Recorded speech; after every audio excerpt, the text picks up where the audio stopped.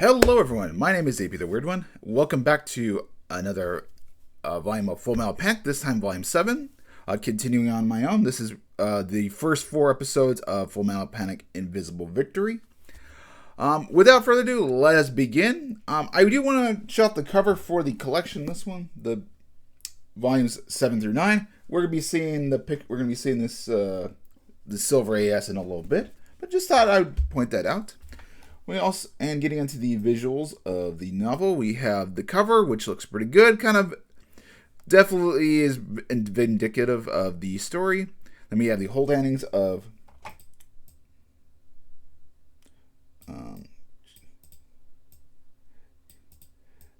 Kamina and Sosuke. Kind of very cute. It's a bit awkward in the light novel. We'll get into that. And then we see Mao versus the Behemoth, and then a little bit of Tessa. Not the best side of her, I'll say. I don't know. Gives her a little bit more mature look than she really does have. But anyway, let us talk about this.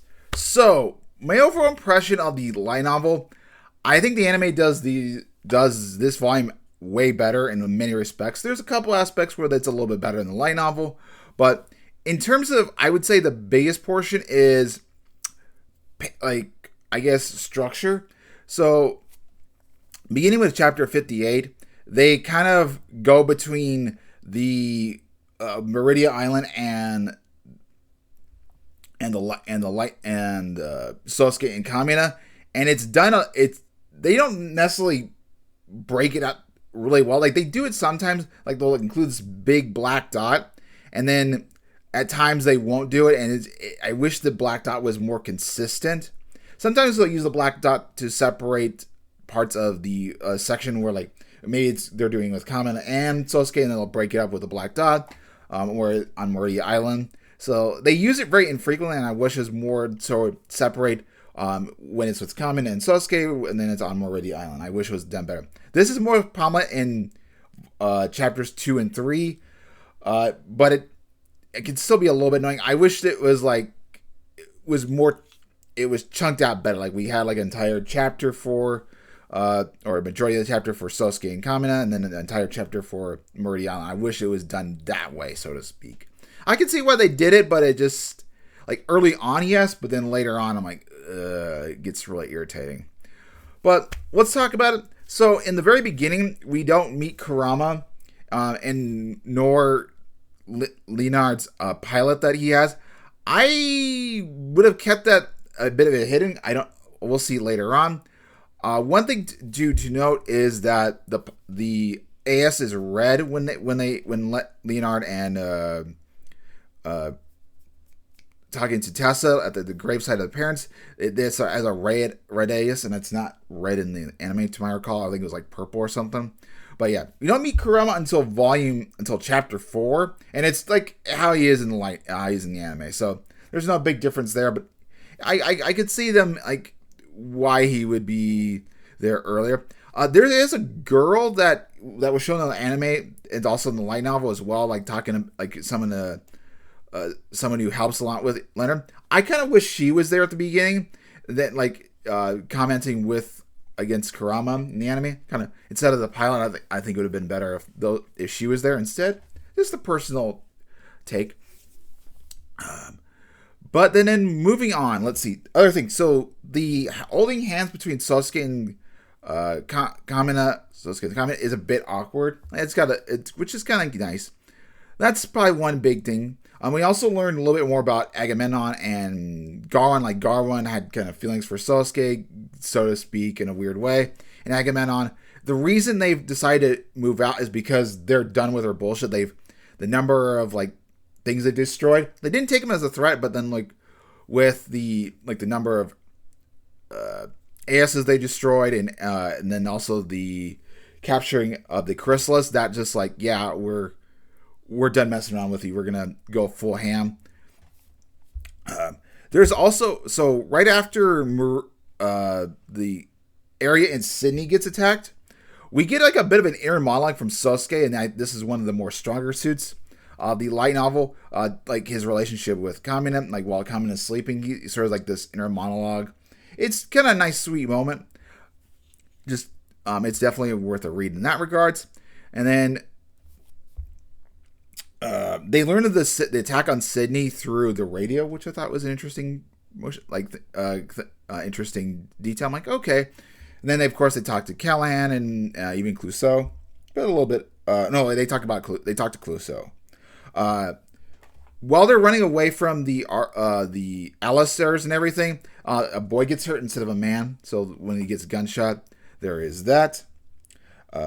We also, the pilot that gets knocked out of the sky, there's like a brief, we learn a little bit more about him as a character, like his family and everything. It's like a brief moment. I'm like, oh, that's kind of sweet. And just like Kamina knew him and sort of Sosuke, so it's like they give a little bit more familiarity.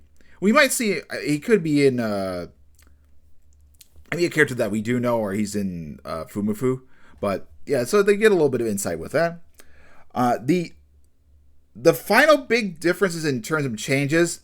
So after they run and they get the Arbalest, and Kamina has that moment where she reflects on her life near the end of, I think. Oh, let me check what episode that is. I think it's what episode? Let me. I think on episode 3. I think. Yeah, episode 3. That in the light novel is a lot more somber, like more defeated. Kamina is very defeated in that moment. She's like, she wants to help, but she is extremely defeated. Like she's utterly destroyed, and Sosuke has to give her a lot of hope and respect, give her a lot of hope. And it's still like a lovey-dovey moment, but the anime just makes it seem it a little bit differently. I think I do prefer the light novel version a little bit more. But there's another big difference in that Kamina does not help with the plan to save everybody. Sosuke does this on his own. He sent the messages to Kurama. The AS has the ability to neutralize the bombs, like prevent the bombs from exploding without the need of Kamina. And he kind of actually tases her and then leaves her off to the side. She does come later when Kyoko is injured and she talks with Wraith. And so that's the other big difference as well. She does meet up there. So it's I guess I like the light novel version a little bit more. And then Callahan being very suspicious definitely is a lot more obvious in the light novel, personally, like how the wording is everything. They definitely hinted something more. He doesn't do anything betrayal wise, but it definitely is hinted. There's still a lot of bit of action. Agamemnon forces on Marie Island when they see Tessa threaten to rape her as well. But then, of course, Mao comes in and rescues her. And like in terms of like good visuals, like from the black and white perspective, I will show some of the bigger pieces. They're kind of bright back to back with each other. Actually, I can get rid of these.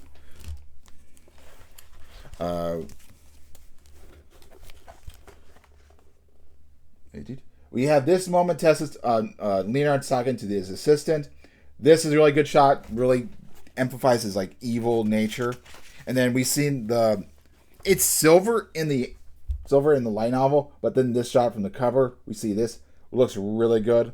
That's my other big takeaway. In the anime, it's black. I think it's blacker, so I think the silver would have come off a little bit better. So the light novel has it has the more interpersonal monologues, and it has like some of the more. It's definitely more distraught area with Kamina, but I think the anime just overall is still a lot better in terms of pacing with the story. I think that's my biggest complaint, is that they take time, they give chunks to where it's due. Like, okay, we do Meridian Island for a good chunk, and then we have Sosuke. It's not like a lot of back and forth. That's what I think that's my biggest love about the anime. And it also looks visually impressive as well.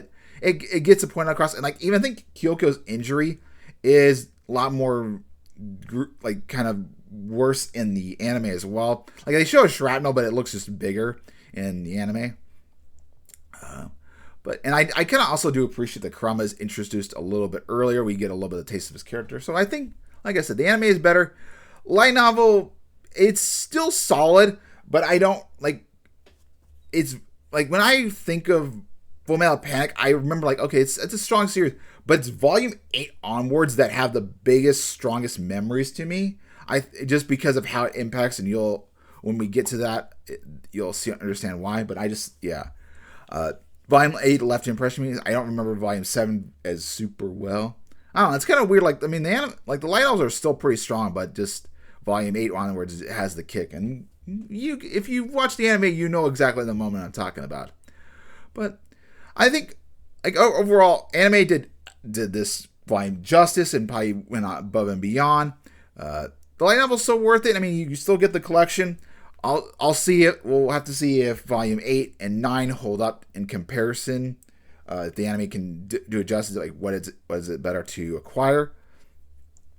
At this point, I'd say maybe skip out on volumes. Well, I mean, if you're doing collection, you probably own it. But like maybe you don't want to own the first season of the anime and just have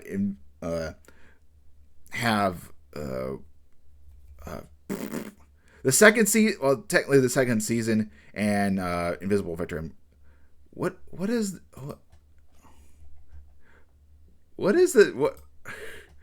Fullmetal Panic? What is the name of the season? Oh, Second Raid. Okay, yeah, like maybe you just want to own Second Raid and Invisible Victory in terms of anime. But okay, with that, I'll see you guys next time. There is going to be a bit of a delay given that I've got Digimon Star Time Stranger, but I'll try to pick it up as soon as possible. Like, it won't be a super long delay. I just got to see how things are going. So I will probably say maybe this Friday, but maybe more so Monday we'll resume the anime and continue onward. But anyway, make sure to like, comment, subscribe, and hopefully have a wonderful Tuesday.